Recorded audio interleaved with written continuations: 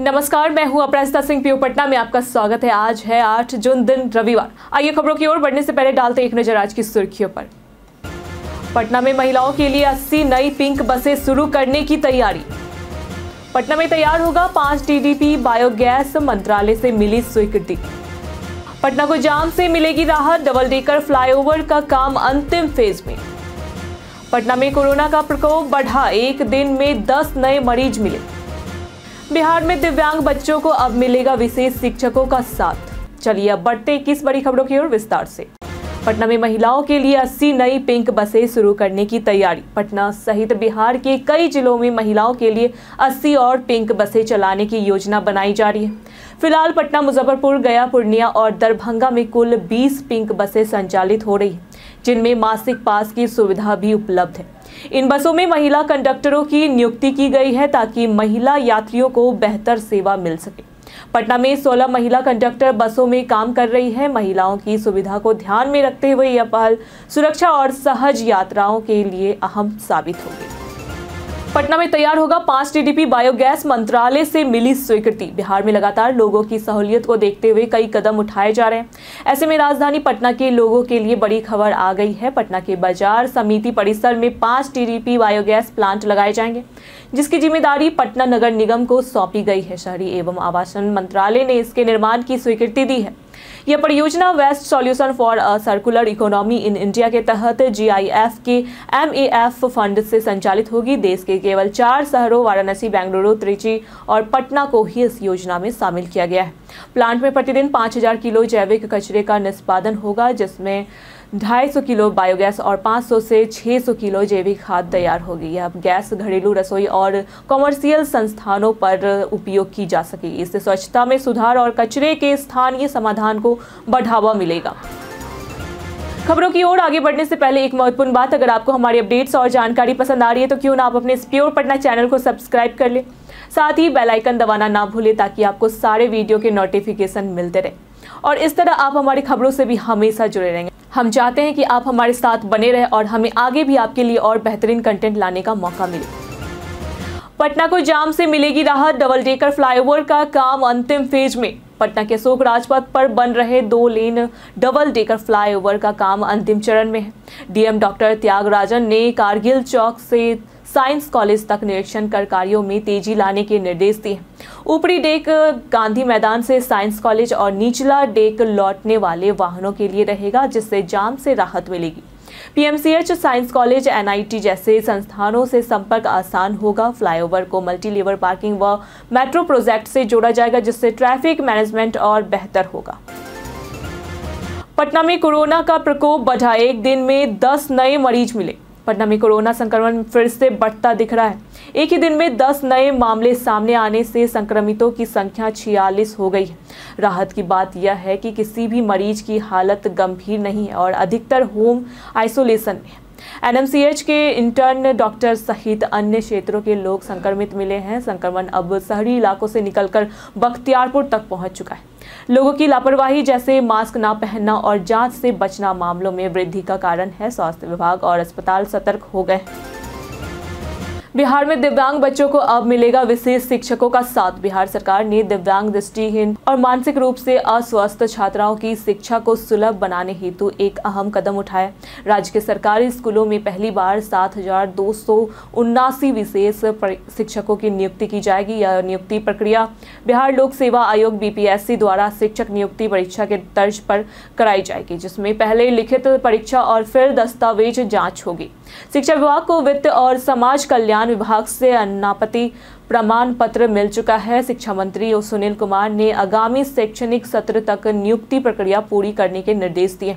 राज्य के 38 जिलों में इन शिक्षकों की तैनाती की जाएगी, जिनमें कक्षा 1 से 5 तक 5534 और कक्षा 6 से 8 तक 1745 शिक्षकों की बहाली होगी।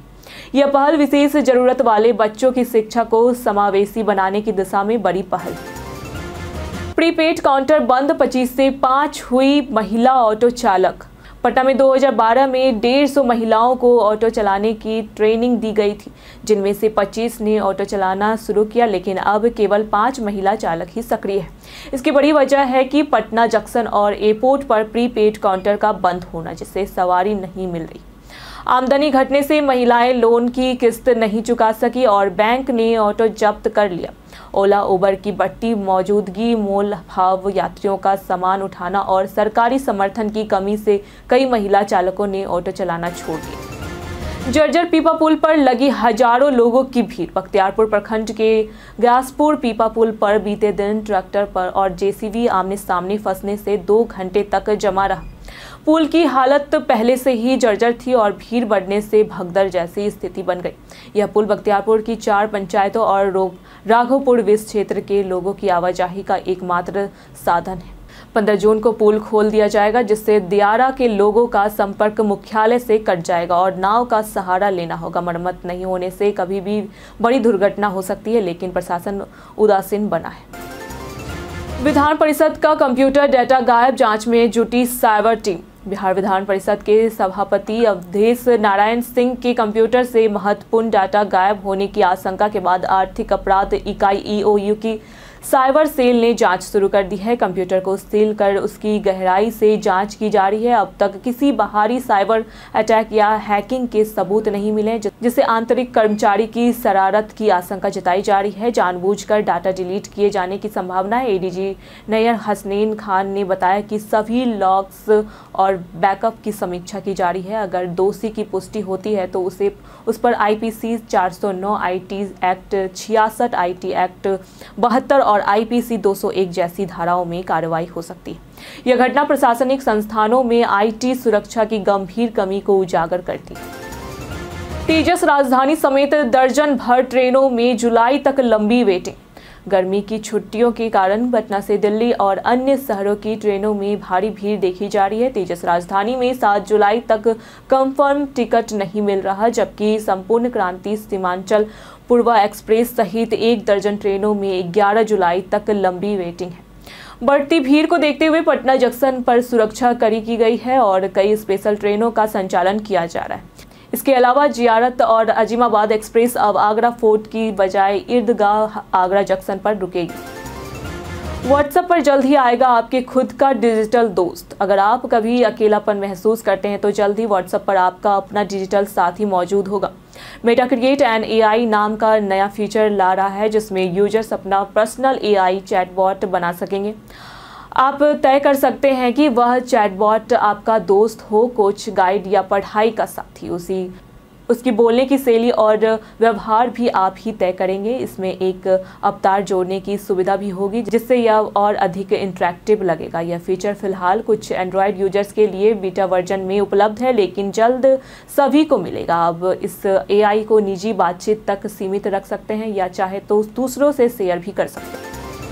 भारतीय रेलवे ने शुरू की जर्नी ब्रेक की सुविधा। भारतीय रेलवे ने लंबी दूरी की यात्राओं को और आरामदायक बनाने के लिए जर्नी ब्रेक सुविधा की शुरुआत की है। यह सुविधा 500 किलोमीटर से अधिक सफर करने वाले यात्रियों को दी जाती है। इसके तहत यात्री अपनी यात्रा के दौरान किसी एक स्टेशन पर विश्राम के लिए 1 दिन तक रुक सकते हैं। हालांकि इसके लिए टिकट लेना अनिवार्य होगा। यह सुविधा अधिकतम 2 बार ली जा सकती है। ब्रेक के दौरान यात्रियों को संबंधित स्टेशन पर टिकट दिखाना जरूरी होगा। ध्यान रहे कि यह सुविधा कनेक्टिंग ट्रेनों पर लागू नहीं है। यह नई पहल यात्रियों को लंबी यात्रा के बीच राहत और लचीलापन प्रदान करेगी। आंखों की सुरक्षा के लिए अपनाएं 20 से 20 फॉर्मूला। लगातार स्मार्टफोन का उपयोग आंखों और मानसिक स्वास्थ्य पर गंभीर प्रभाव डाल सकता है। आंखों की देखभाल के लिए 20-20-20 नियम बेहद कारगर है। हर 20 मिनट बाद 20 सेकंड के लिए 20 फीट दूर किसी चीज को देखने से आंखों को आराम मिलता है और दृष्टि कमजोर होने की आशंका घटती है। मोबाइल स्क्रीन से आंखों की उचित दूरी यानी 16 से 24 इंच बनाए रखना भी जरूरी है। खासकर रात में फोन का अधिक इस्तेमाल नींद की गुणवत्ता को प्रभावित करता है और मानसिक तनाव को बढ़ावा देता है। इसलिए स्मार्टफोन का विवेकपूर्ण और सीमित उपयोग करें ताकि आंखों की रोशनी और मानसिक संतुलन सुरक्षित रह सके। बिहार के लाखों लोगों के खाते में पीएम मोदी ट्रांसफर करेंगे 1011 करोड़। बिहार के 1 लाख से अधिक लोगों के बैंक खाते में प्रधानमंत्री नरेंद्र मोदी इस महीने प्रधानमंत्री शहरी आवास योजना की पहली किस्त के तहत कुल 1011 करोड़ रुपए ट्रांसफर करेंगे। हर लाभार्थी को लगभग 60,000 रुपए मिलेंगे। यह राशि डायरेक्ट बेनिफिट ट्रांसफर डीबीटी के जरिए सीधे खातों में जाएगी। पीएम मोदी की 20 जून को सिवान में जनसभा प्रस्तावित है, जहां वे नगर विकास विभाग की परियोजनाओं की सौगात देंगे।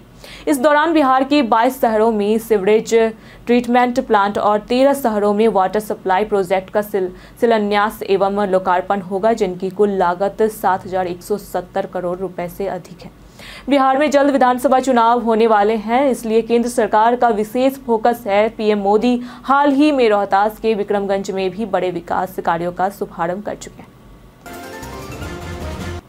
बारिश में उजागर हुई पटना की जल निकासी की पोल। बीते दिनों पटना में आधे घंटे की बारिश ने विधानसभा, हाई कोर्ट और एयरपोर्ट जैसे वीआईपी इलाकों में जल जमाव की आशंका को फिर उजागर कर दिया है।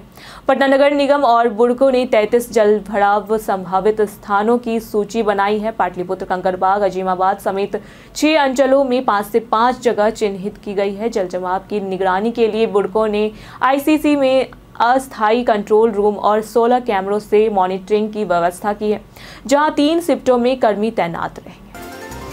पटना में निलंबित सिपाही के ठिकानों पर छापा। पटना में निलंबित सिपाही सरोज सिंह के ठिकानों पर छापेमारी में AK-47 इंसास राइफल, कराबाइन 306 राइफल समेत भारी मात्रा में हथियार, 3.40 लाख नगद नोट गिनने की मशीन और 4.5 करोड़ रुपए से अधिक मूल्य की जमीन दस्तावेज बरामद हुए।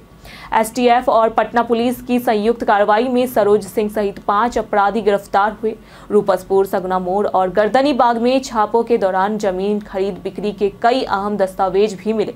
सरोज सिंह पहले जहानाबाद में ट्रैफिक सिपाही था और उस पर कई आपराधिक मामले दर्ज हैं।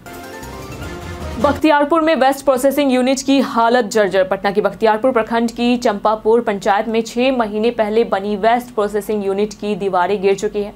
स्थानीय लोगों का आरोप है कि निर्माण में घटिया सामग्री जैसे दूसरी दर्जे की ईंटें और कम गुणवत्ता का सीमेंट इस्तेमाल हुआ। बीडीओ अशोक प्रसाद ने माना कि मॉनिटरिंग में चूक हुई है और जल्द समाधान का आश्वासन दिया। फिलहाल कचरा अनतंत्र रखा जा रहा है। लोग यूनिट के पुनर्निर्माण और निर्माण में हुए भ्रष्टाचार की जांच की मांग कर रहे हैं। पटना के गांधी मैदान में कड़ी सुरक्षा के बीच अदा हुई ईद की नमाज।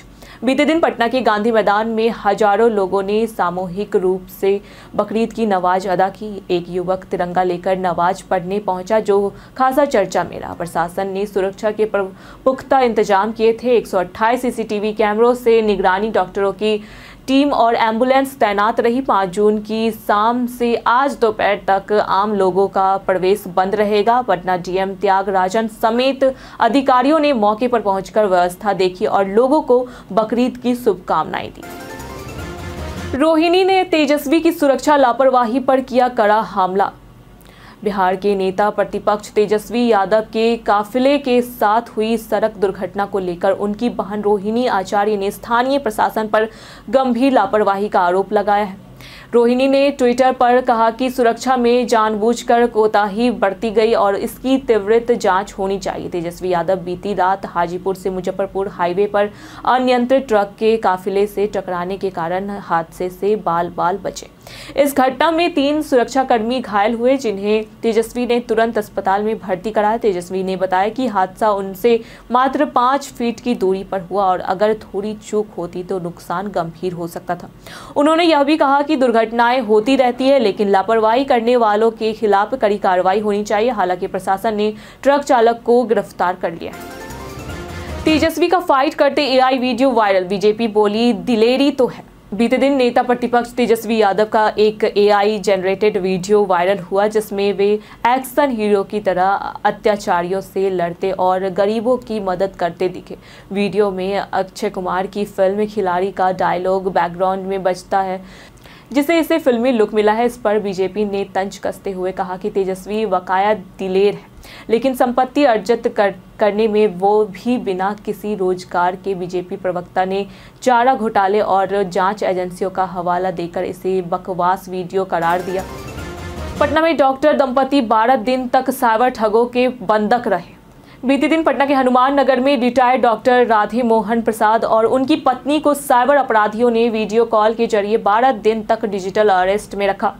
खुद को सीबीआई जज और वकील बताकर ठगों ने मनी लॉन्ड्रिंग का डर दिखाया और 6 बार में 1.95 करोड़ रुपए आरटीजीएस से ट्रांसफर करा लिया। दंपति पदों के पीछे रहकर लगातार निगरानी में थे। परिजनों और स्टाफ को भी भनक नहीं लगी। शक होने पर बेटे ने साइबर थाने में शिकायत की।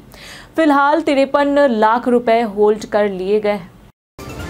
खान सर बोले, बिहार में एंटी डायरी ऑफिसर नियुक्ति कर दीजिए। बीते दिन राज्यपाल आरिफ मोहम्मद खान पटना में खान सर के कोचिंग संस्थान पहुंचे और उन्हें बकरीद की बधाई दी। इस दौरान खान सर ने दहेज प्रथा पर चिंता जताते हुए 2 प्रमुख सुझाव दिए। बिहार में केरल की तर्ज पर हर जिले में एंटी डायरी ऑफिसर की नियुक्ति की जाए और दहेज में खरीदी गई गाड़ियों को पिंक नंबर प्लेट दी जाए। उन्होंने दहेज लेने पर डिग्री रद्द करने वाला एफिडेविट भी सुझाया। राज्यपाल ने उनके प्रयासों की सराहना की और दिव्यांग छात्राओं के लिए गई व्यवस्था से प्रभावित नजर आए।